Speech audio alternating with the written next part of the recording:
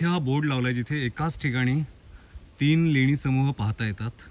समोर जाणारी वाट ही अंबा अंबिका लेणीकडे जाते, उजवीकडे भूत लेणीकडे आणि डावीकडे जाणारी वाट ही भीमाशंकर लेणीकडे जाते।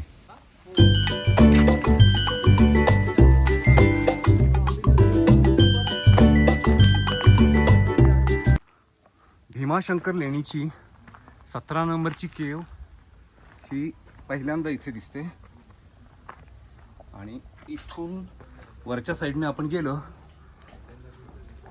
की आपल्याला बाकीच्या केव्स दिसतील। हा एक लहानसा भिक्खू कक्ष आहे आणि हा अपूर्ण स्वरूपातील भिक्खू कक्ष आहे। हे कोरण्याचं काम, केव कोरण्याचं काम इथे अर्धवटच दिसतंय।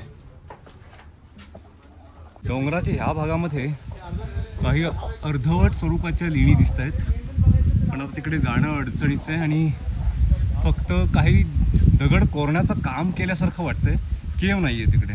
इथेही समोर थोडंसं कोरीव काम केल्यासारखं दिसतंय, पण तेही अर्धवट आहे। त्यानंतर ह्या भागात डोंगराच्या इथे सुद्धा एक केव, वरच्या भागामध्ये 2 अर्धवट स्वरूपाचे केव दिसत आहेत।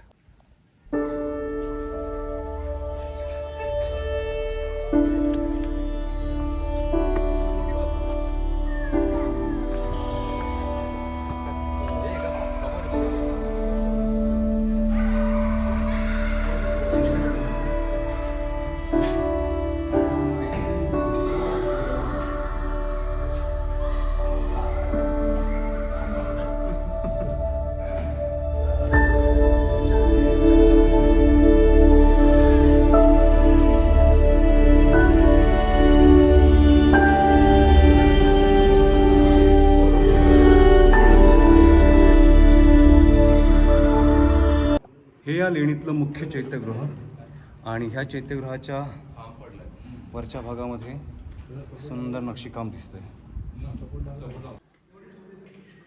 लेणीचं हे इथलं शिल्प, या शिल्पावरती बरंचसं विद्रुपीकरण केले असं दिसतंय।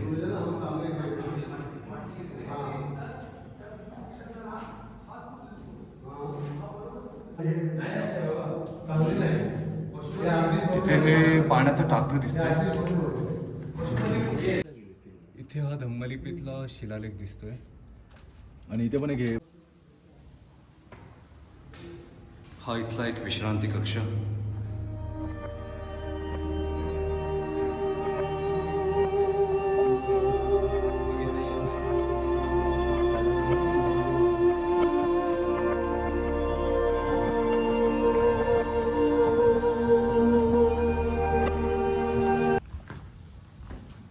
हा इथे एक आणखीन एक भिक्खू कक्ष आहे, पण हा पण भिक्खू कक्ष थोडासा अर्धवटच दिसतोय।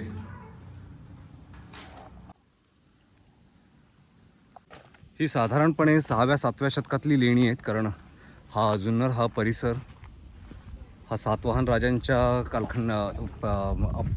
अखत्यारीतला परिसर होता आणि इथे त्यांच्या कालखंडामध्ये त्यांनी ह्या सर्व लेणींची निर्मिती केली होती।